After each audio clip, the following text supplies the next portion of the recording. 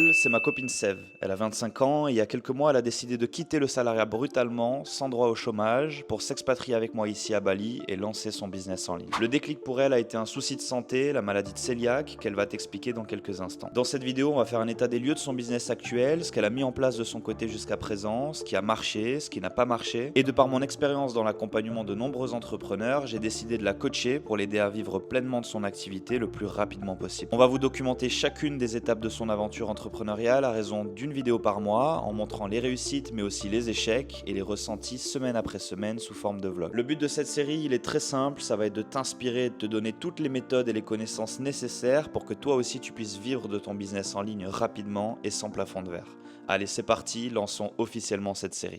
Bonjour Sève, Bonjour Rémi, enchanté. enchantée.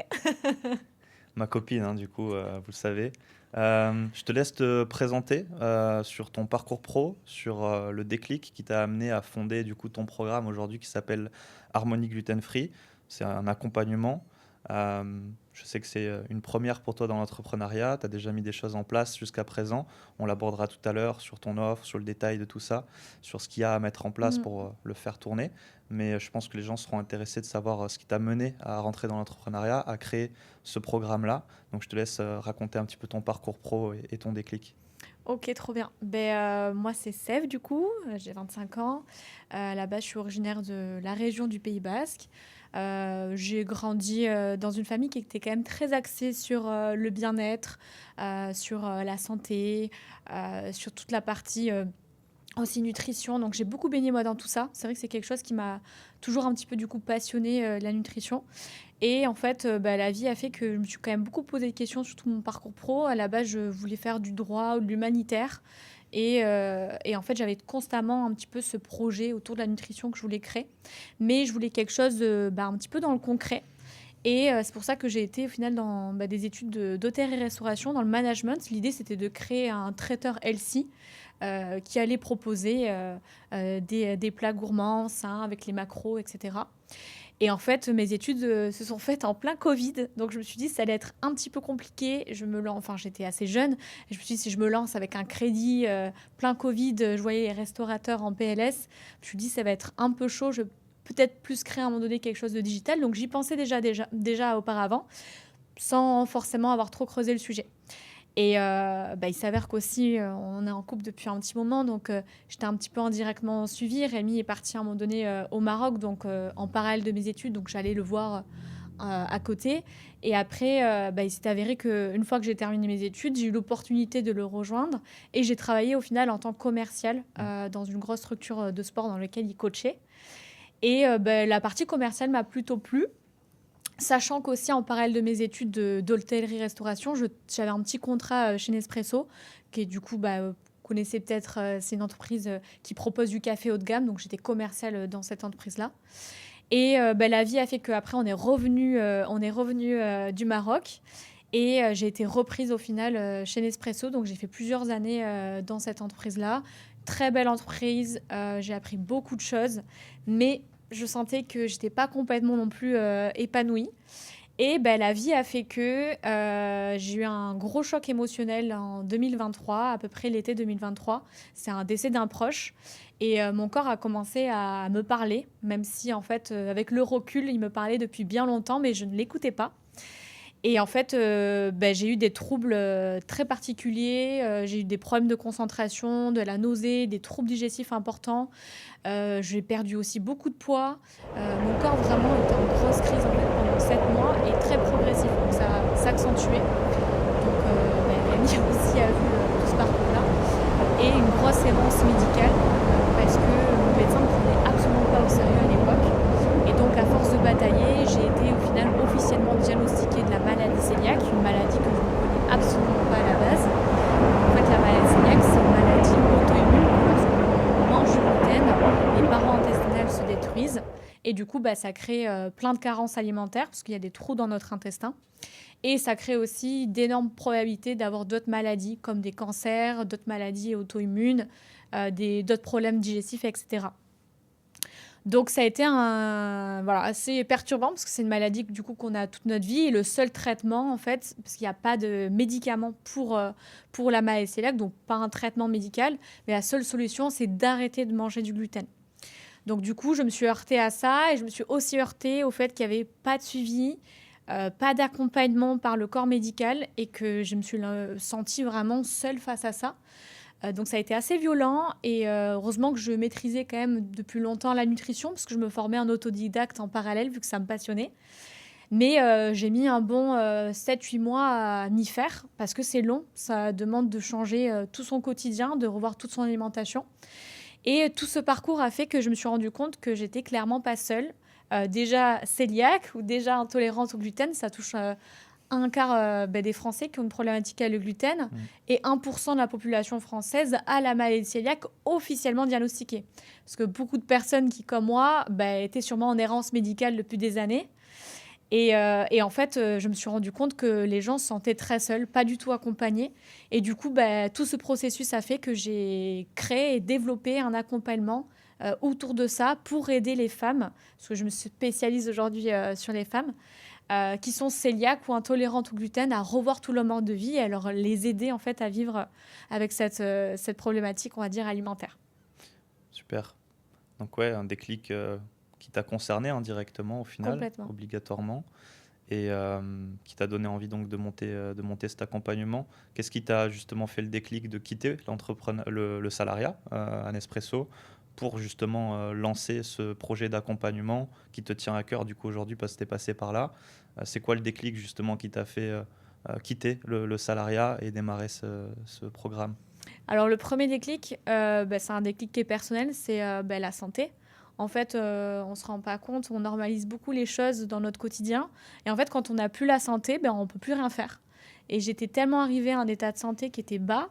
J'ai eu 7 mois de crise et 7 à 8 mois pour remonter la pente, ce qui fait quand même beaucoup de mois. Enfin, c'est très long. Et en fait, je me suis dit, est-ce que tu es vraiment fière de toi aujourd'hui? Est-ce que tu as accompli vraiment ce que tu as envie de faire? Et en fait, je me suis rappelé très vite que j'ai toujours voulu créer un projet dans la nutrition. Et je me suis dit, je l'ai vu comme un signe. En fait, la vie m'a du coup donné, entre guillemets, cette maladie. À moi de l'utiliser comme une force.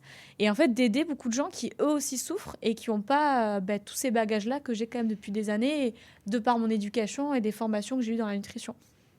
Ouais, c'est top parce que beaucoup d'entrepreneurs justement démarrent un peu malgré eux au final dans l'entrepreneuriat parce qu'il y a eu justement un déclic, il y a eu quelque chose où ils se sont dit je suis pas le seul et je veux aider des personnes à vivre la même chose. Un entrepreneur, c'est quelqu'un qui résout un problème avant tout, qui apporte de la valeur, qui apporte une solution. Donc c'est super intéressant parce que effectivement c'est comme ça que tu as pu tomber dans l'entrepreneuriat. C'est ça. Ce que les gens ne savent pas, c'est que tu n'as pas de filet aujourd'hui. C'est-à-dire que toi, tu as quitté l'entrepreneuriat, Ah oui. tu as quitté le salariat, pardon, un peu brutalement, justement, pour venir Je ne l'ai pas s'installer précisé, ici ouais. à Bali avec moi. Comment tu gères cette partie-là? Parce que beaucoup se lancent dans l'entrepreneuriat avec du chômage, en ayant anticipé beaucoup de choses. Toi, pour le coup, ça a été une décision assez radicale, hein, au final. Complètement. En fait, c'est vrai que je ne l'avais pas précisé, mais j'étais en CDI, donc un parcours très classique. Au final, alors que je sentais bien que c'était pas ça qui m'était destiné. Pourquoi aussi le CDI qui a été une longue bataille parce que c'était un petit peu compliqué d'avoir ce CDI dans cette superbe entreprise, mais c'était aussi peut-être potentiellement dans l'idée de faire un achat immobilier à deux. On y avait pensé, on avait commencé à avoir un bien, à aller en banque directement pour avoir un crédit. Donc à la base, tout se peaufilait comme ça, mais le déclic ma problématique de santé a été un gros déclic et de vouloir aussi plus de liberté, de vouloir découvrir un peu plus le monde parce qu'on est jeune et que en fait, à continuer aussi dans une carrière classique, on ne découvre pas le monde, on découvre peu de personnes et j'avais envie vraiment de m'enrichir en découvrant de nouveaux profils, de nouvelles rencontres, expérimenter aussi une nouvelle manière de travailler. Et oui, ça a été très, très brutal parce que j'ai senti un petit peu cette urgence, en fait, de par, je pense, mes problèmes de santé, de vraiment faire quelque chose qui m'anime et qui me donne envie tous les matins de me réveiller. Et le fait d'aider des gens, parce que je suis quelqu'un qui suis très humaine, ça me stimule énormément. Donc, ouais, je suis partie sans filet, sans chômage, démission, avec qui en plus j'ai gardé de super bons termes avec l'entreprise dans laquelle je travaillais. Mm. Mais bon, grosse entreprise, donc pas possibilité d'avoir une autre possibilité pour avoir du chômage. Donc, ouais, Ouais. assez challengeant. Bah, d'un côté, du coup, tu as le pourquoi, ça c'est le plus important dans C'est ça. l'entrepreneuriat, parce que l'entrepreneuriat c'est challengeant, clairement. Il y a beaucoup de choses, justement, surtout quand on démarre de zéro, à prendre en compte. Et donc, on va le voir juste après en détail sur toute la partie technique du business, comment on va faire fonctionner ça dans le digital, comment tu fais en sorte de générer des revenus stables et de pouvoir vivre de ton activité, peu importe où dans le monde aujourd'hui, C'est ça. grâce au format business en ligne. Mais justement, vu que tout ça est challengeant, tu as le pourquoi, ça c'est le plus important. Et mine de rien, de ne pas avoir de filet, c'est challengeant, ça fait Exactement. peur, mais c'est aussi quelque part intéressant pour ne pas avoir le choix, avoir des deadlines importantes parce que tu es sur tes économies en attendant. Et du coup, ça force à aller vite. Donc c'est pour ça qu'on fait cette vidéo aujourd'hui, parce que c'est justement très intéressant d'avoir ce type de profil qui se lance dans l'entrepreneuriat, qui n'a pas de filet, qui s'est expatrié à Bali, qui doit vivre de son activité et rapidement, qui a un projet qui a du sens. C'est son histoire. Et donc tout ça, je pense, rendra la chose très intéressante pour les personnes qui regardent cette vidéo. Donc on va rentrer justement là dans la prochaine étape sur le détail de son programme, comment elle l'a composé. Voilà, quel est le programme, comment tu articules aujourd'hui les différentes phases sur peut-être 1 mois, 3 mois, 6 mois, quel est le suivi, est-ce que c'est que de la formation, est-ce qu'il y a de l'accompagnement, comment on a goupillé tout ça déjà jusqu'à présent. Je t'ai aidé, mais à distance, on va dire pour le moment, parce que j'étais pas mal pris moi aussi sur d'autres clients, d'autres activités. Je voulais la laisser aussi faire un bout de chemin de son côté. Mais aujourd'hui, oui, on rentre du coup dans une forme d'urgence pour générer du résultat. Et donc, on va documenter ça ensemble et on va voir étape par étape. Je pense que ça va intéresser beaucoup de personnes qui sont peut-être dans le même cas que toi, qui doivent vivre de leur activité, qui veulent savoir par quelles étapes ils doivent passer. Et donc, ça va être très intéressant de décortiquer ce que tu as fait jusqu'à présent, ce qui a marché, ce qui n'a pas marché. Et du coup, d'avoir une phase de consulting avec moi, parce qu'effectivement, c'est ma spécialité aujourd'hui, moi, d'accompagner les formateurs en ligne à vivre de leur activité, à déplafonner surtout leurs revenus. Donc c'est un challenge aussi pour moi, mine de rien, qui ai l'habitude d'avoir des personnes qui font déjà 10 000, 20 000, 30 000 euros par mois. Et derrière, je les aide à scaler, ce qu'on appelle. Mais partir de zéro, il y a des challenges parce que c'est pas que de la technicité business, c'est aussi du terrain, c'est aussi faire des tests. Et c'est ça que beaucoup de gens prennent pas en compte quand ils veulent rapidement générer du résultat, rapidement gagner de l'argent et faire leurs premiers 5 000 euros par mois, par exemple. Le truc, c'est qu'il faut tester le marché. Et donc, il y a plein d'erreurs que tu as déjà faites et qu'on va pouvoir exposer, qui font perdre du temps. Et en fait, c'est d'être dans l'action et c'est de faire ces erreurs qui est normal aussi dans les débuts. Ça, c'est vraiment important parce que c'est ce qui nous permet d'avoir de la data, d'avoir des retours sur ta niche, sur ta cible, pour voir comment on va pouvoir derrière réajuster, quel angle marketing va fonctionner ou pas, etc. Donc bref, on va rentrer dans la technicité de tout ça, mais là, l'objectif, c'est clairement de générer vite des premiers résultats parce qu'on peut déjà le dire, pour le moment, tu as fait 3 ventes, c'est ça ? 2 ventes. 2 ventes pour le moment, jusqu'à présent.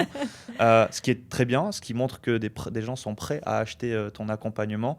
Mais avant de détailler tout ça et de voir comment on va pouvoir aller chercher beaucoup plus de ventes et de manière régulière, récurrente, on va déjà passer à la séquence de détail quand même de ton offre. Let's go.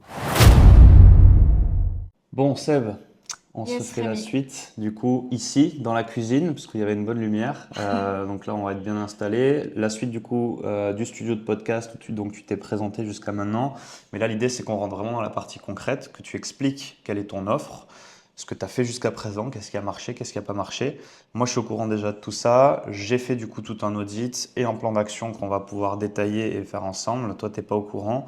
Donc l'idée, c'est que je te montre vraiment un plan d'action dans les bonnes étapes, à court terme, à moyen, long terme, qui va être appliqué et justement qu'on va pouvoir documenter derrière semaine après semaine pour voir comment les choses avancent, évoluent. Donc déjà, avant que je montre tout ça, est-ce que tu peux expliquer En quoi consiste ton programme exactement aujourd'hui? Je te laisse expliquer. Donc, Harmonie Gluten Free, c'est un accompagnement de 3 mois. Donc, pour les femmes qui sont cœliaques ou très très sensibles au gluten non cœliaque. Donc, au niveau de l'accompagnement, donc comme vous pouvez le voir, donc il y a plusieurs. On est du coup sur 3 mois, donc 12 semaines. Le plan du programme d'accompagnement, en fait, on va avoir différentes étapes, différents modules. Donc, la personne, elle peut les commencer de manière autonome. Dans tous les cas, l'idée de l'accompagnement, comme c'est un accompagnement qui est personnalisé, c'est qu'on va avoir un certain nombre d'appels ensemble pour faire le point sur son avancée, pour voir si elle a des questions, des interrogations et pour adapter pas à pas.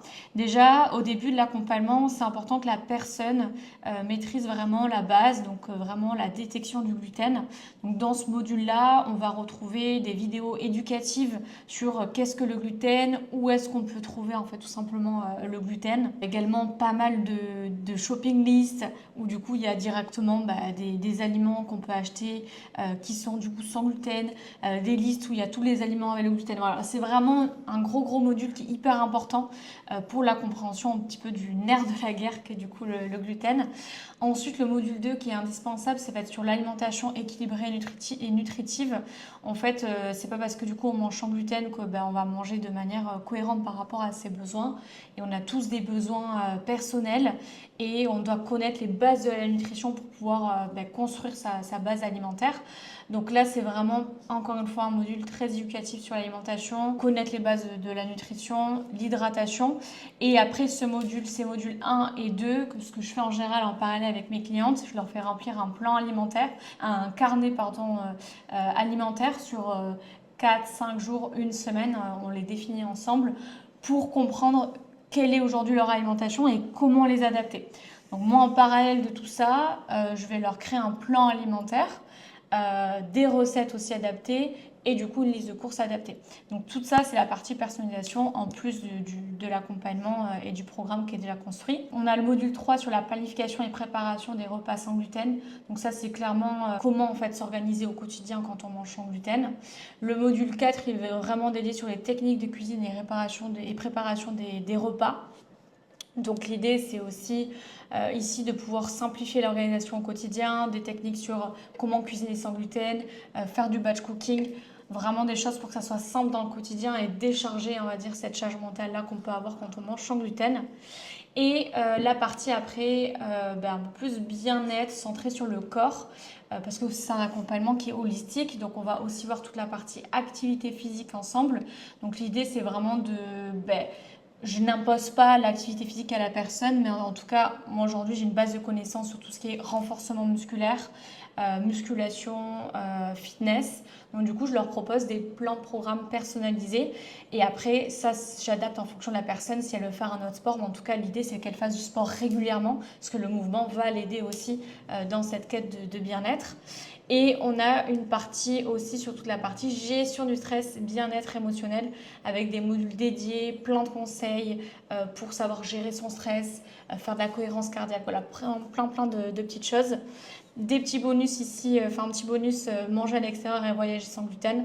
Et après, ça, c'est comment se déroulent du coup les semaines, donc pas après pas. Et bien évidemment, comme je l'ai dit tout à l'heure, la personne, elle a ma disponibilité, en tout cas via WhatsApp, donc c'est-à-dire pouvoir me contacter si elle a la moindre question. Et il y a aussi des appels qui sont régulièrement établis ensemble pour faire le point et personnaliser au maximum l'accompagnement. Combien de fois par semaine? Enfin, ou combien au total Alors, t'appelles? on est sur une dizaine et c'est au besoin. C'est-à-dire qu'il y a des personnes qui auront. Alors, je fais 10 maximum aujourd'hui, mais il y a des personnes qui auront besoin un petit peu de moins. Donc, au début, c'est vrai qu'on a plus d'appels qui sont condensés pour le lancement, on va dire. Et après, ça se profile plus sur 2 fois par semaine. Donc 10 heures aussi personnalisées avec toi en plus. Exactement. Ok, donc ouais, c'est complet, on le voit bien. T'as pas détaillé évidemment chaque module, on va pas tout montrer et révéler, mais c'est très complet, ça c'est clair. Le programme est là, il est présent.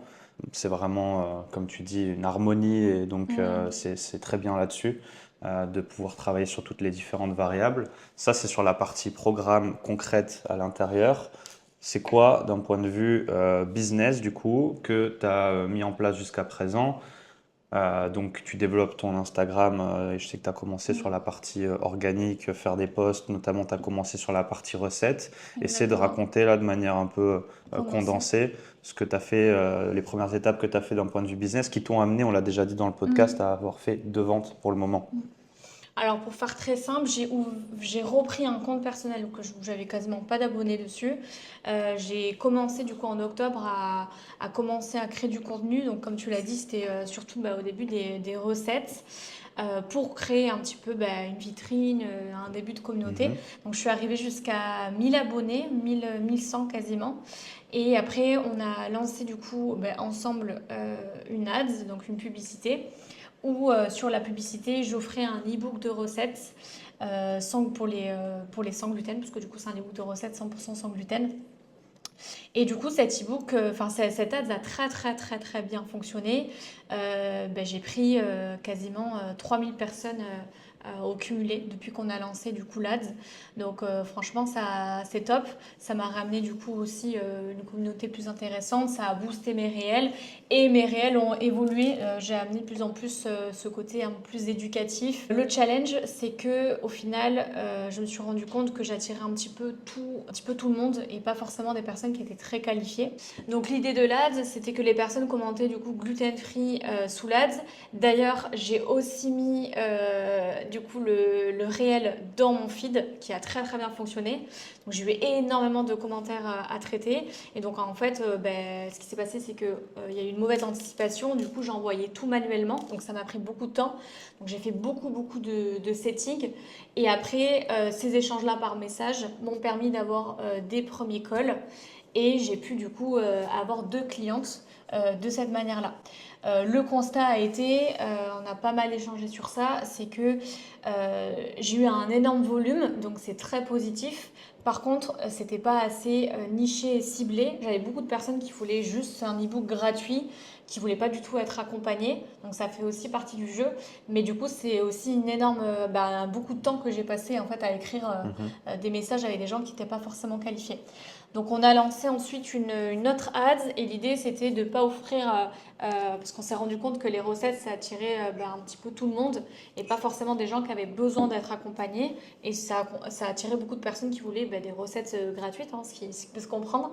Et donc du coup on a créé après une autre publicité où là j'offrais un e-book euh, plutôt des 8 règles d'or pour vivre plus sereinement sans gluten, donc un e-book éducatif pour aider les personnes dans leur régime sans gluten. Donc ça a plutôt bien marché aussi.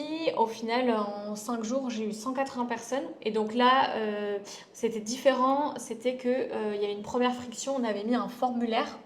Donc les personnes juste remplissaient tout simplement leurs coordonnées pour que je puisse les rappeler.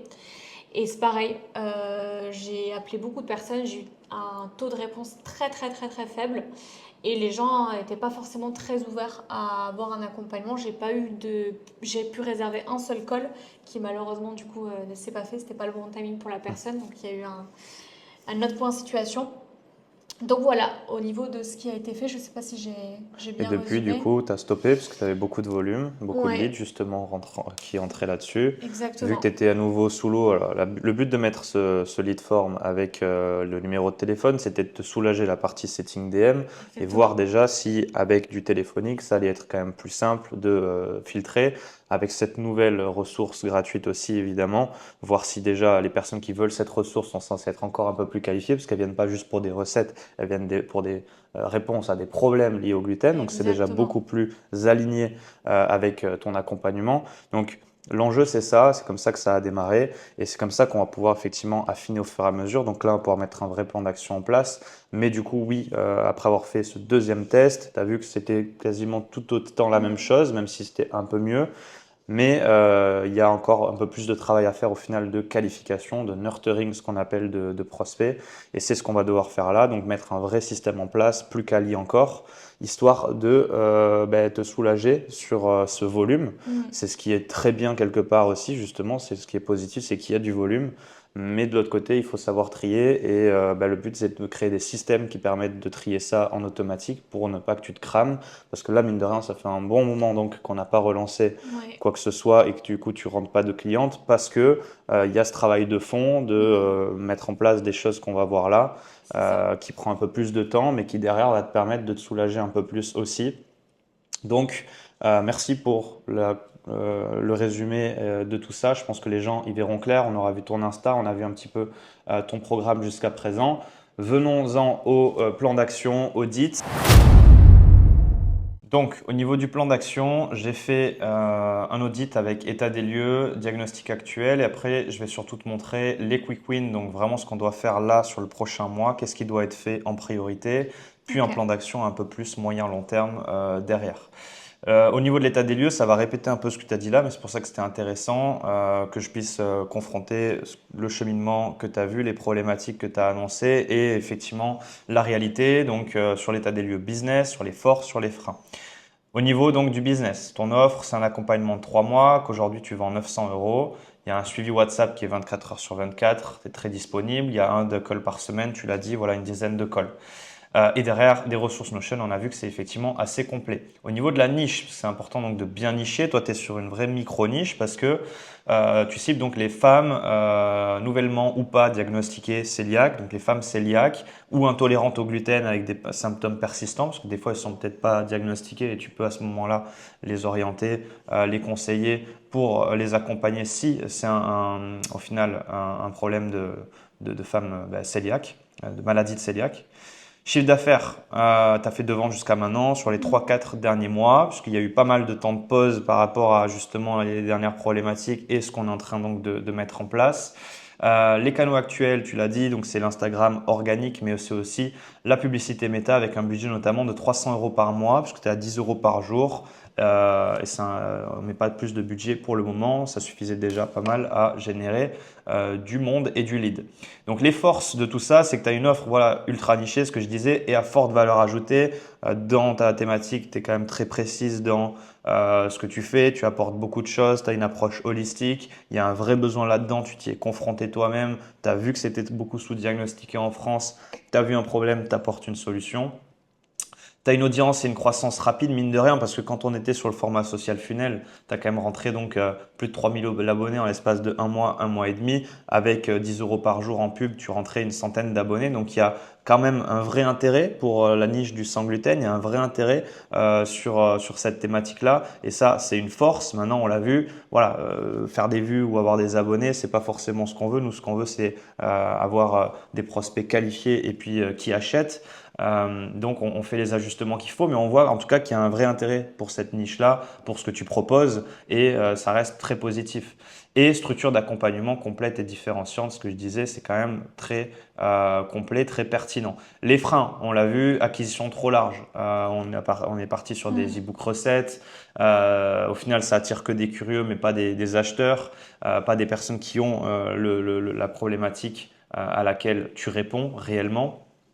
Un manque d'automatisation pour qualifier, pour prendre rendez-vous, ça dépendait beaucoup de ton setting. C'était un mot-clé, c'était un abonnement et c'est toi qui dois setter en DM à fond, mais aussi derrière, donc pouvoir avoir un premier appel téléphonique de triage, puis un appel de closing. Et donc, il n'y a pas d'automatisation pour que les gens puissent réserver d'eux-mêmes ou les nurturer.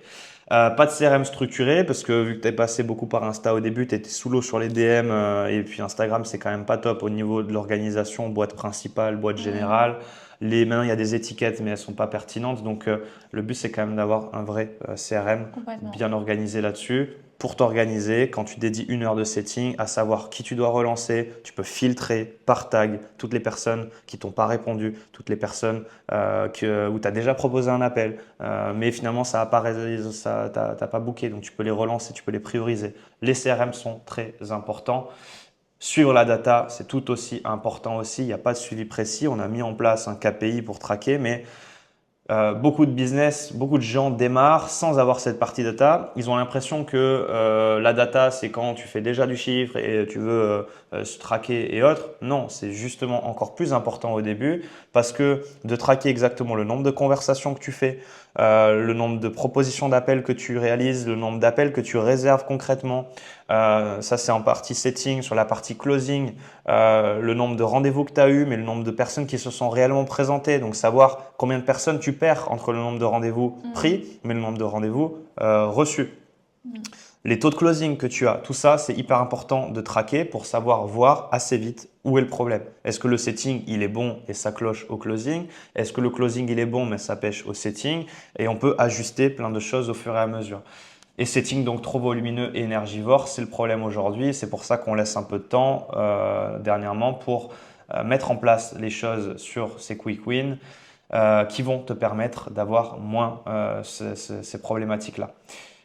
Ça fait sens du coup, je pense, l'état des lieux et le diagnostic. Ouais, Ça c'est résume clair. aussi ce que tu as dit là. Complètement. Et à partir donc de ce diagnostic et de cet état des lieux, c'est parti pour la partie quick win, objectif donc court terme. L'objectif, c'est de réduire ta charge de setting, c'est d'obtenir des rendez-vous plus qualifiés et mieux préparer les ventes. C'est vraiment l'enjeu. C'est pour ça, encore une fois, qu'on prend un peu de temps. C'est qu'ok, tu as fait un test de test, tu ne manques pas de volume finalement de lead, mais ça manque de qualification, ça manque de personnes dans ta niche qui ont les problèmes auxquels tu réponds pour te faciliter le travail là-dessus. Même s'il ne faut pas se leurrer, ça n'existe pas un système parfait qui t'as que des gens qualifiés. Ça demande de bombarder en setting. C'est normal que tu appelles énormément de personnes qui ne te répondent pas. C'est la loi des nombres. Il faut appeler une centaine de personnes pour que tu en aies une trentaine qui te répondent et que sur les 30, tu en aies finalement 10 de qualifiés et que finalement sur les 10, tu vas en booker, je dis une bêtise, 3 ou 4 et que sur les 3 ou 4, tu vas faire une vente. Mais ça a demandé d'avoir 100 personnes à appeler, à DM. Faire du volume, ouais. Ça, personne doit y déroger, c'est normal, ça fait partie du game. Par contre, bien sûr, par rapport à là où tu es passé et ce qu'il y a, et pour mettre un système en place qui a plus de prédictibilité, plus d'automatisation et te soulager aussi, il faut des choses qui permettent de filtrer, de qualifier. Et comme ça, ce travail de setting viendra en bonus à des choses, bien sûr, qui te facilitent déjà un peu la vie et qui te donnent un peu plus de prédictibilité dans ce que tu fais. Donc, c'est quand même le plus gros enjeu sur le quick win court terme, parce que bien sûr, à moyen long terme, il y a plein de choses qu'on peut faire et qu'on veut faire, mais là, à court terme, c'est déjà de relancer du coup une séquence d'acquisition, régénérer du lead, du prospect, réenclencher quelques premières ventes, en réduisant ta charge de setting et en obtenant donc des rendez-vous plus qualifiés. Pour ça, on a 4 points à court terme en objectif. Premier point, c'est changer la ressource d'acquisition. Donc ça a été déjà fait, tu l'as dit tout à l'heure. Donc c'est passer d'un e-book de recettes à une ressource orientée problème-solution, mieux qualifiée sur ta ressource, permet déjà que la personne qui veut cette ressource, si la ressource correspond vraiment à son problème, au problème à laquelle toi tu apportes une solution concrète, ce sera déjà évidemment plus qualifié. Tu es censé avoir moins de monde qui te demande cette ressource-là, mais des gens plus qualifiés. Donc ça, tu l'as déjà fait, tu l'as changé. Derrière, intégrer des questions disqualifiantes dans le lead form. Parce que donc, on est passé du niveau 1, pur social funnel, tu rentres juste des abonnés, tu as des e-books recettes et tout. Tu as fait du DM, tu as sondé un peu l'audience, tu as vu qu'au final, il y avait beaucoup de déchets, c'était compliqué. On est passé à un modèle un peu plus qualifiant. On a voulu tester de brider un peu plus, de mettre un peu plus de friction, notamment ce qu'on a dit, deuxième test, un lead form, tu récupères des numéros de téléphone. Déjà, ça te soulage d'appeler les personnes et de ne pas être en setting DM toute la journée où c'est long, il faut 3-4 jours pour avoir une conversation, ça te cale des vues et compagnie. On a voulu tester, voir si en mettant des numéros de téléphone, déjà les gens ont plus de mal à les laisser. Donc potentiellement, tu aurais eu moins de monde. Et en plus, c'était lead form, on récupère des infos pour derrière un e-book déjà différent. On voulait voir déjà ce que ça donnait. Au final, en 5 jours, tu l'as dit, tu as eu 180 personnes, Ouais, c'était tout autant compliqué, ça répond peu, c'était pas si qualifié pour autant. Donc, ok, on va rajouter des questions disqualifiantes dans le questionnaire. On voit que les gens n'ont pas de problème à te laisser leurs infos. C'est ça. Donc, ok, on va encore plus trier, filtrer avec des questions qui disqualifient pour voir si vraiment ils ont des intolérances, est-ce que ça fait longtemps, où est-ce qu'ils en sont, quelle est leur situation actuelle, est-ce qu'ils sont sans emploi, en transition, est-ce qu'ils sont salariés, est-ce qu'ils sont entrepreneurs. Ça te donne des infos pour savoir qui prioriser aussi demain sur ton setting. C'est ça, complètement. Donc ça, c'est vraiment la première chose sur changer la ressource en elle-même dans la petite partie technique. Mais derrière, c'est surtout créer une VSL qui filtre. ok, on va plus disqualifier, on a une ressource différente, mais derrière, ces personnes, tu vas devoir les appeler, ça fait partie du jeu, il va falloir setter. Dès qu'on peut, on mettra quelqu'un qui va faire ce travail aussi à ta place, un setter qui va gérer cette réservation-là d'appel et ces DM à ta place. Mais ce qu'on veut, c'est avoir un funnel un peu plus automatisé. Donc, tous ces gens qui rentrent en là-dedans, qui te laissent leurs infos, vu que tu n'es pas forcément en capacité, et c'est un gros enjeu dans le business en ligne, dans le setting, c'est ce time to contact qui doit être très rapide. Toi, tu vas faire de ton mieux pour les appeler vite, mais s'il y a beaucoup de monde, l'idée, c'est que tant qu'ils sont chauds, tant qu'ils te laissent leurs infos, tant qu'ils viennent de te découvrir, l'idée, c'est de les rediriger vers une VSL derrière, dès qu'ils ont rempli leurs infos. Cette VSL, donc, c'est une vidéo sales letter en anglais, qui est une vidéo pour sensibiliser sur ce que tu fais, parler à ta cible, parler des problèmes qu'ils ont et introduire à la solution, c'est-à-dire ton programme, ton accompagnement, et donc faire un appel à l'action dans cette vidéo pour prendre un appel. Et donc, il y a un lien derrière ils cliquent, c'est redirigé sur ton Calendly, ils prennent un rendez-vous avec toi. L'objectif, c'est que tous ces leads qui viennent chercher juste un e-book puissent en fait derrière, par un système automatisé en entonnoir, voir ta vidéo et viennent se déclencher le truc de « Ah ben ouais », ça les éduque, ils se disent « Ah ben ouais, en fait, son accompagnement me parle, j'ai envie de prendre un rendez-vous ». Et ça l'aura fait sans toi. C'est un travail que tu auras fait une fois qui derrière va faire le travail pour toi. Donc là, on va tester ça, de mettre une VSL en place pour qualifier beaucoup plus. C'est une vidéo qui va durer donc 10 minutes maximum. Explication de l'accompagnement dessus, sensibilisation au problème, appel à réserver un rendez-vous. Donc, ça fait un tri naturel des prospects et c'est cool parce que tu vas avoir des gens qui vont réserver régulièrement. Je ne vais pas rentrer dans la technique, mais vu que tu vas mettre, au début, on est à 10 € par jour dans cet entonnoir. Au début, donc, un coût par lead, toi, on a vu, il est très bas parce que tu génères beaucoup de prospects. Tu as un coût par lead à 50 centimes, 1 euro. Donc, ça veut dire qu'avec 10 € par jour, tu as 10 à 20 personnes qui te laissent leurs infos tous les jours, qui veulent ton e-book, qui veulent quelque chose. Donc, c'est des gens que tu dois appeler, sonder. Est-ce qu'ils ont des problématiques face au gluten? Est-ce qu'ils sont cœliaques? Est-ce que tu peux les accompagner ou non? Mais l'idée de cette VSL, c'est que ça vienne éduquer, qu'un maximum de personnes voient ça et donc derrière prennent un rendez-vous pour ceux qui correspondent dans ce tri-là. Évidemment, il y aura beaucoup moins de monde dans le lot et donc ça veut dire que quand on va analyser les coûts, peut-être qu'il va falloir que tu aies 3-4 jours de publicité qui tourne et donc 3-4 jours de lead entrant à coût de 20 par jour et donc peut-être 30 ou 40 € dépensés pour que tu aies un prospect qui réserve réellement un rendez-vous. Okay. Un prospect qualifié qui se reconnaît dans le message, qui a vu ta vidéo. Donc là, c'est quelqu'un de chaud. Vraiment, il veut y aller. Donc ça coûte plus cher, mais en attendant, tu as 40 €, quelqu'un qui a réservé un rendez-vous en automatique. Nous, ce qu'on veut, c'est un maximum de personnes comme ça. Donc, on va analyser la data. On va voir encore une fois si le coût par call, ce qu'on appelle, est pas trop cher. Et surtout, si derrière, avec la data en closing, finalement, tu es rentable parce que ceux qui prennent des rendez-vous en automatique, ça te coûte tant le call. Mais toi, tu convertis à tant et tu fais tant de chiffre d'affaires.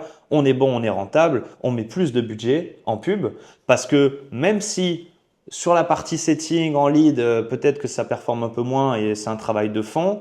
Déjà de base, grâce à ce système, en automatique, tu as des gens qui réservent des rendez-vous, ça te coûte tant, t'en sors tant, t'es rentable. Donc, on met plus de budget pour avoir plus de rendez-vous en automatique. Et ça, c'est génial parce que tu ne dépends plus du setting. Le setting devient un bonus. Ouais, et ça, c'est génial et c'est ce qu'on veut aller chercher avec une VSL. Bref, automatisation simple en quick win numéro 3, ManyChat, on peut mettre un message automatique par exemple pour chaque nouvel abonné. Pour là aussi proposer de voir une vidéo sur leur situation. Donc tu leur souhaites la bienvenue sur ton compte. Je suppose que si tu m'as suivi, c'est que tu as peut-être des problématiques liées au gluten ou que tu t'intéresses tout simplement à une vie sans gluten. Est-ce que tu veux que je t'envoie une vidéo pour les personnes dans ta situation? On verra comment travailler le message. Okay. Mais l'idée, c'est d'automatiser ce qu'on peut automatiser. Okay. Pour t'éviter, toi, là, chaque jour, alors que tu as déjà plein de choses à faire, de voir que j'ai gagné 10 abonnés aujourd'hui, finalement, merde, je n'aurais pas envoyé un message. Si on met une automatisation en place, le but, c'est avoir un time to contact, encore une fois, rapide. La personne, elle s'abonne, elle est sur son tel. Au moment où elle s'abonne, elle reçoit déjà un message de ta part. Et donc, tant qu'elle est chaude et qu'elle te découvre, tu l'orientes vers cette VSL, tu l'orientes vers un parcours de prospect, d'achat, de réservation, en tout cas de rendez-vous, et c'est ce qu'on veut. Et ça te soulage encore une fois le travail là-dessus. Brevo, ça peut être pour des séquences mail de nurturing. Le but, c'est que tu sois omniprésente. Tu as un canal d'acquisition organique, tu fais du contenu, tu fais des petits appels à l'action en story, à travers tes réels, tu éduques les gens, tu inspires confiance, tu as une audience qui grandit, qui à un moment donné va avoir envie peut-être aller en biographie et réserver un rendez-vous avec toi parce que ça lui parle, parce qu'à force de voir tes vidéos, ça parle. L'organique est très important. On a l'Ads avec donc suivi du setting, avec une VSL qui va réserver en automatique. L'idée, c'est les leads que tu récupères, c'est OK, il y a le setting d'un côté, il va y avoir les mails de l'autre. Tu dois être omniprésente parce que c'est important de follow-up les gens plein de fois. Les gens doivent te voir plein de fois, c'est parce qu'ils t'ont vu un coup en organique, ils t'ont vu un coup en pub, ils ont reçu un de tes mails qu'à un moment donné, ils vont passer à l'action, ils vont se dire bon, mais là, j'ai le temps ou je prends le temps, je regarde ce qu'elle fait, ah ben ça me parle, j'ai envie de réserver un appel. Et ça ne se fait pas dès le premier, c'est normal, dès le premier jour et donc il y a un travail de fond là-dessus. Ok, ça va pour l'instant? Ouais, ça va, nickel. Et optimisation du setting, séquence de follow-up et nurturing personnalisé. C'est important de personnaliser quand tu as des personnes en setting ou en amont ou quand ils réservent un rendez-vous, que tu vois les réponses au questionnaire par rapport à des échanges que tu peux avoir avec elle ou par rapport aux réponses au questionnaire, tu vois si ça peut être intéressant de lui envoyer un témoignage d'une de tes clientes pour la rassurer. Si tu vois si ça peut être intéressant de lui apporter un apport de valeur parce qu'elle n'est peut-être pas trop éduquée sur le gluten, que c'est tout nouveau, mais tu lui envoies un apport de valeur sur montrer ton expertise. Plein de choses qui vont réchauffer ce qu'on appelle un prospect et te faciliter le travail de closing, éviter que tu te répètes, la confiance elle est déjà là. Il faut que les gens t'aient vu plein de fois avant. J'ai oublié la statistique, mais il me semble qu'il y a un certain temps de visionnage où les gens t'ont vu, ont vu ta tête pendant un certain laps de temps, que ce soit en vidéo, sous forme d'une vidéo YouTube. C'est pour ça que les vidéos YouTube sont si performantes parce que là, tu tiens la personne pendant de longues minutes. À un moment donné, quand la personne t'a vu pendant tant de temps, en durée de visionnage confondue, la confiance est en place, tu ressors comme experte et il y a beaucoup plus de facilité pour que les gens achètent parce que tu n'as plus besoin de faire ce travail de confiance. Et ils savent que tu es expert dans ton domaine et que tu as la solution à leurs problèmes. Donc, ces séquences-là, on va devoir les automatiser aussi, on va les optimiser. De follow-up quand les gens ne te répondent pas, les gens disent cette fois non avant de dire oui. N'ayez pas peur de relancer les gens. N'ayez pas peur d'être relou, d'être lourd presque. D'avoir l'impression d'être lourd à relancer une personne 6 fois parce qu'elle ne vous a pas répondu. 6 fois de manière intelligente. Premier message normal, on voit qu'elle n'a pas répondu, le lendemain c'est un petit message « Hello, tu as vu mon message ?» point d'interrogation, petit smiley qui sourit, juste au cas où il n'a pas vu et que ça s'est noyé dans ses messages. Au bout du 3e jour, s'il n'a toujours pas répondu, ça peut être un smiley marrant, le gif du squelette là, qui en a marre d'attendre. Ça peut être ce genre de choses, ça marche. Il y en a qui vont rigoler et ils vont du coup répondre. On dira ah, désolé, machin, il rigole un peu. Mais au final, vous avez fait un follow-up de cette manière-là. Le 4e, ça peut être juste de l'apport de valeur. Ah tiens, je t'envoie telle vidéo YouTube que j'ai fait ou tel témoignage de Marie, je pense que ça peut t'intéresser. C'est des follow-up tout ça, c'est des relances. Il ne faut pas avoir peur de le faire et je vous mettrai un rapport d'Harvard qui montre que au bout de 6 relances, c'est là qu'on a le pic de taux de réponse à 90% de taux de réponse. Donc si vous voulez avoir 90% de chance qu'une personne vous ait répondu, il faut la relancer 6 fois. À la première fois, peut-être que ça va être 20% de taux de réponse et c'est normal, voilà, elle ne vous aura pas répondu. Si vous arrêtez là, vous avez mis que 20% de chance de votre côté. Si par contre vous l'avez relancé plusieurs fois, vous allez aller chercher jusqu'à 90% parce qu'effectivement les 10% restants, elle vous répondra peut-être jamais. Il y a des gens qui vous répondront jamais malgré avoir relancé plus de 6 fois. Mais du coup, entre le 1 et le 6, il y a quand même 80% de chance. Donc, on dit « money is in the follow-up ». L'argent est dans le follow-up. Donc, ayez des séquences de follow-up bien automatisées. Il faut avoir des séquences de follow-up travaillées parce que l'argent est là-dedans et trop de gens abandonnent au bout d'un message, 2 messages et puis ils sont après sur les autres et sur les nouveaux. Ce qui est bien et ce qui est vrai, il faut prioriser les nouveaux entrants. Mais c'est dommage de laisser de l'argent sur la table parce que vous n'êtes pas organisé, que vous n'avez pas assez automatisé votre activité, parce qu'il n'y a pas des séquences de follow-up précises, parce que vous n'avez pas un bon CRM, parce que vous n'êtes pas structuré. Il y a tellement d'argent qui dort là-dedans, il y a tellement de leads en attente. Regarde la preuve, tu as 180 personnes en 5 jours, tu n'en as pas converti une seule en vente parce qu'il y avait des problématiques. Mais ces gens-là, c'est sûr qu'il y a des ventes à faire là-dedans.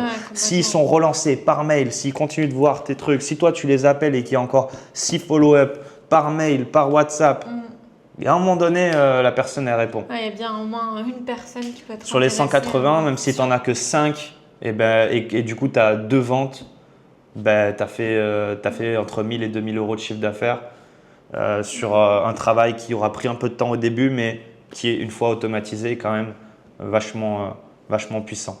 Et tracking quotidien via Google Sheets, parce qu'on va traquer la data, ce que j'ai dit tout à l'heure, c'est super important. Et il faut avoir un CRM. Trop de gens pensent qu'il n'y a pas besoin de CRM, d'organisation de mes prospects. Ouais, mais moi j'ai un fichier Excel, j'ai un Google Sheet où j'ai mes prospects dedans. Je sais à peu près avec un code couleur si j'ai relancé ou pas. C'est un ami que j'aimais bien qui disait à travailler comme un bricoleur, on a des résultats de bricoleur. Et si on est là pour bricoler, on fait de la bricole. Et la bricole, ça n'a jamais payé une maison 3 chambres à Bali. Je dis une bêtise, mais c'est la vérité. À un moment donné, si vous voulez vraiment des gros résultats, vous voulez monter un gros business, vous voulez un gros lifestyle, structurez-vous de manière sérieuse. Et arrêtez de bidouiller, ouais mais moi je sais elle, je me souviens un peu, où j'ai dans ma tête les prospects, non c'est nul. On s'y perd, on le sait, de toute façon quand on s'y perd et ce que j'ai dit, l'argent est dans le follow-up, donc quand tu t'y perds, tu perds beaucoup d'argent à pas relancer les personnes que tu as oubliées, ce qui est normal.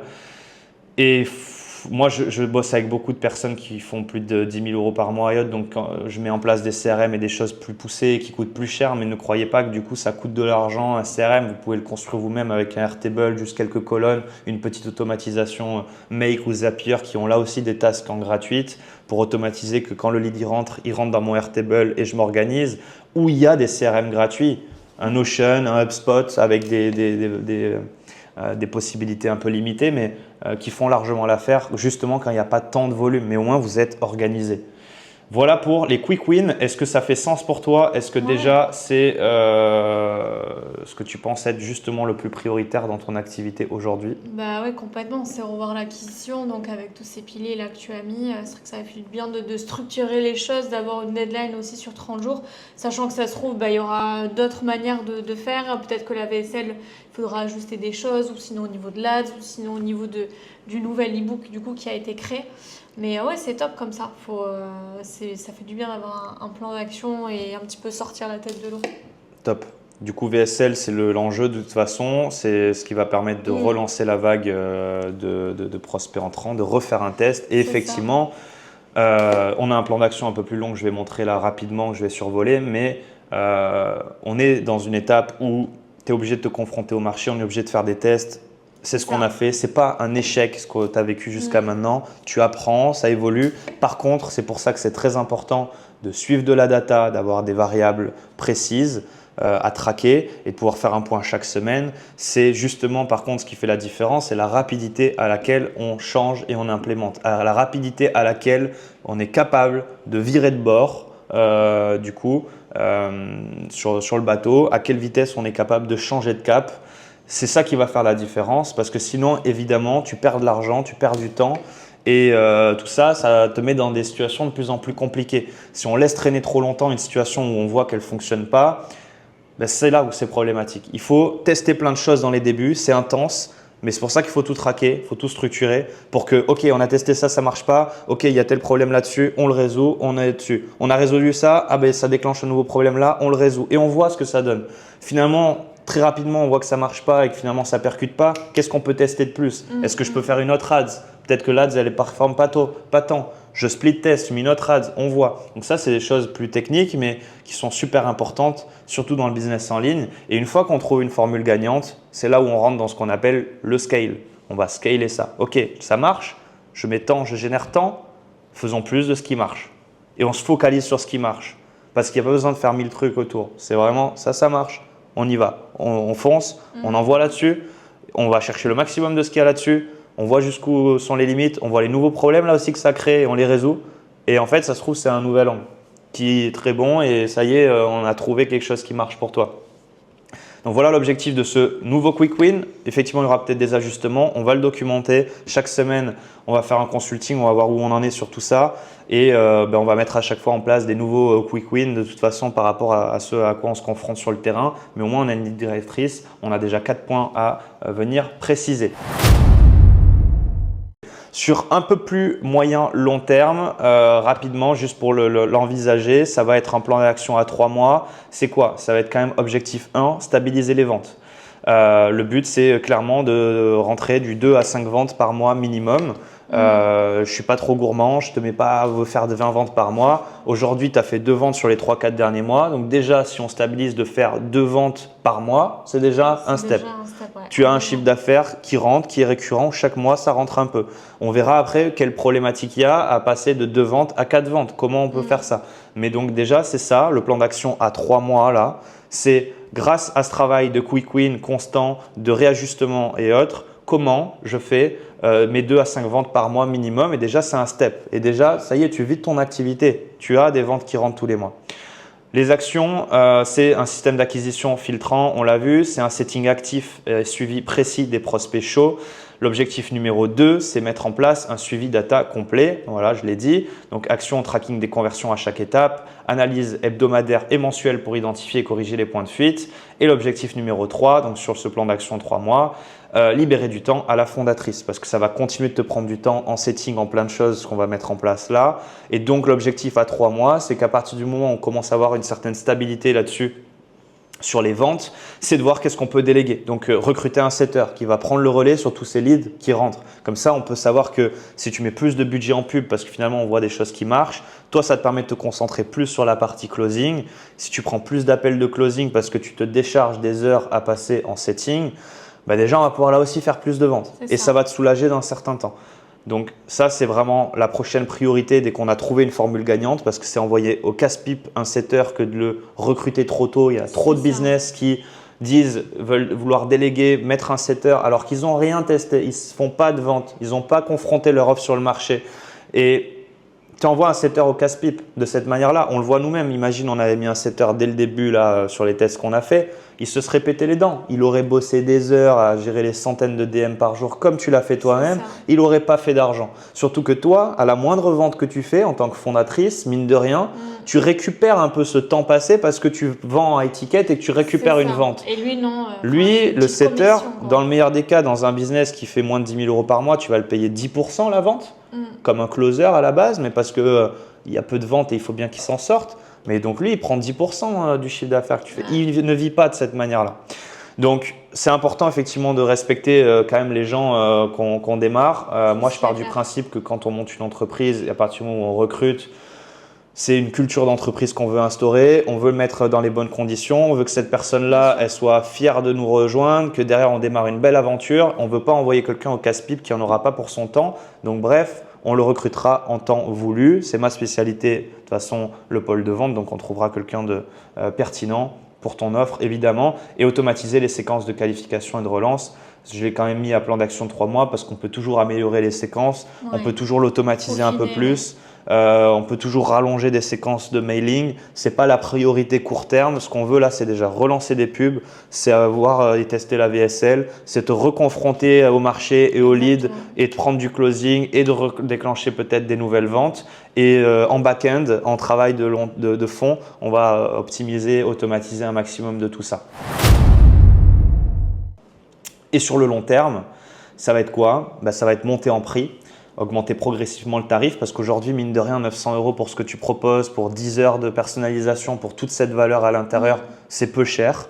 Mais c'est une stratégie de pénétration de marché aujourd'hui parce qu'on ne veut pas mettre trop cher et trop de friction au début. On veut voir déjà, on veut avoir des résultats clients, on veut voir si tout le monde est satisfait. Ça te permet d'ajuster ton programme en même temps.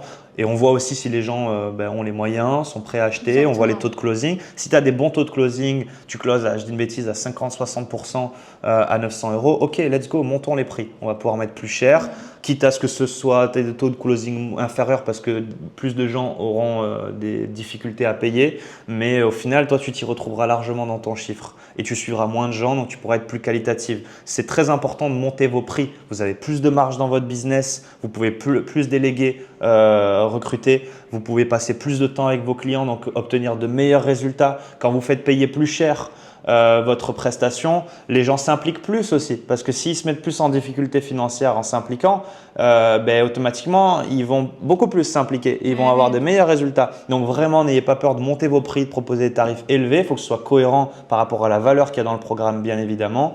Mais montez vos prix à chaque fois que ça peut être justifié. Votre business ne s'en portera que mieux. Montez en prix donc. Programme digital autonome, ça peut être pour les prospects motivés mais sans budget à étiquette. Donc ça, en fait, c'est un downsell parce que mine de rien, tu te confrontes à beaucoup de gens qui n'ont pas ça. Donc je le mets en long terme, moyen long terme parce qu'on a une priorité sur autre chose concrète. Mais c'est même quelque chose qu'on va essayer de faire aussi en priorité assez vite parce que mine de rien, tu te confrontes à beaucoup de personnes qui sont très intéressées, qui correspondent à ta cible mais qui n'ont pas le budget, qui sont mamans. Vas-y, dis-le, tu peux donner un peu des éléments sur… Il y a eu pas mal de personnes avec qui j'ai confronté qui ont… En fait, ma niche est tellement grande qu'il y a différentes catégories sociales de personnes. Et j'ai eu beaucoup de mamans, tout petit budget, de mamans célibataires qui se retrouvent à être en charge avec les enfants. Donc forcément, le budget, il est beaucoup plus restreint. Pas beaucoup d'épargne. Voilà, beaucoup de profils comme ça. Et vu que je touche aussi… aujourd'hui, ma niche chez les femmes… il y a une réalité aussi de conjoncture, c'est-à-dire qu'à partir du moment où une femme elle se retrouve du coup séparée ou divorcée, le budget il est plus restreint pour prendre soin de sa santé.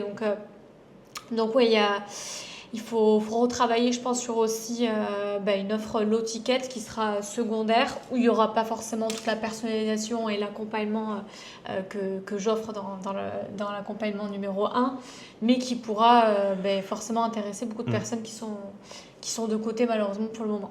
Ouais.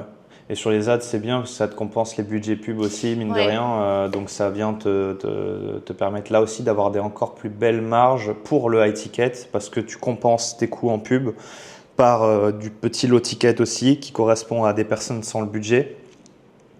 Ça compense un peu ton temps, ça te permet quand même d'avoir une base de revenus qui rentre et ça compense un peu les budgets en pub. Donc, ce sera intéressant de l'implémenter.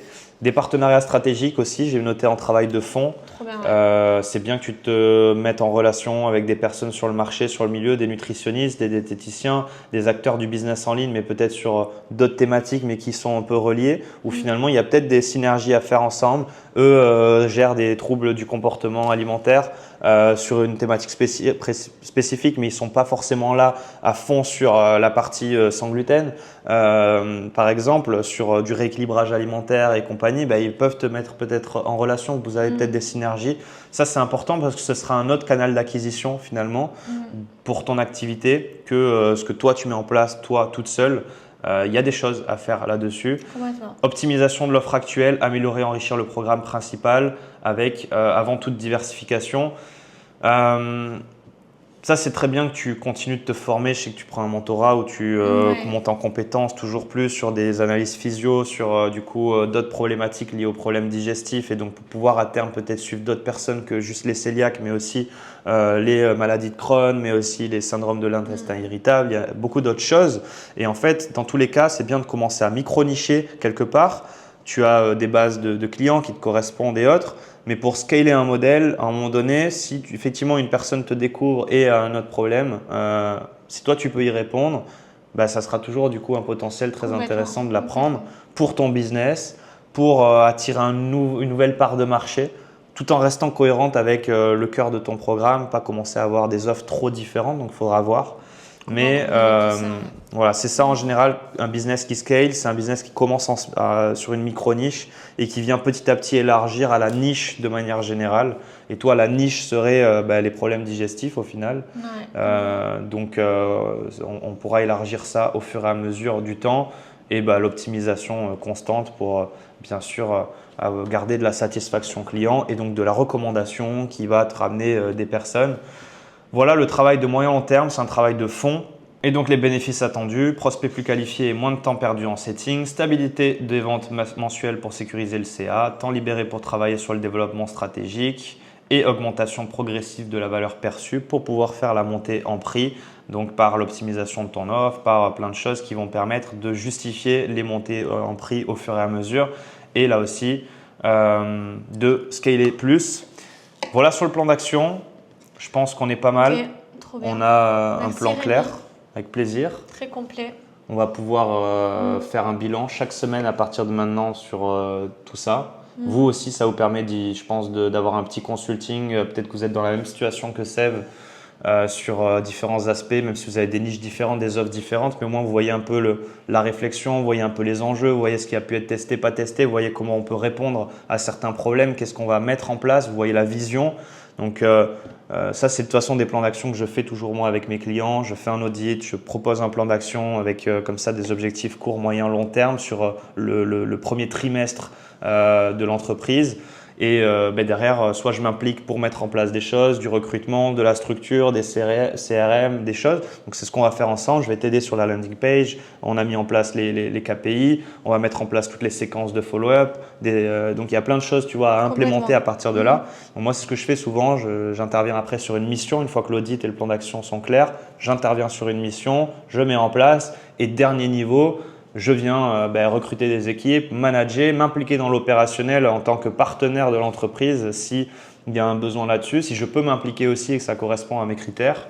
Donc là, c'était intéressant de pouvoir le faire avec toi sur en plus un format qui part un peu, pas de zéro, mais justement pas loin. Beaucoup plus early. Mais c'était cool de pouvoir comparer, voir ce que tu as déjà testé. Et je pense que de le documenter, de montrer les enjeux chaque semaine et autres, ça va permettre comme ça d'avancer étape par étape. Et ça va inspirer pas mal de personnes qui vont voir que ça marche et que ça va payer parce qu'il n'y a pas le choix que ça paye. Exactement. Et que c'est en se remettant en question de cette manière-là, c'est en ne laissant pas la place au hasard, en maîtrisant chacune des variables on ne peut que réussir à un moment donné. Et c'est ce qu'on va prouver en vidéo. C'est ça. Let's go. Allez, let's go.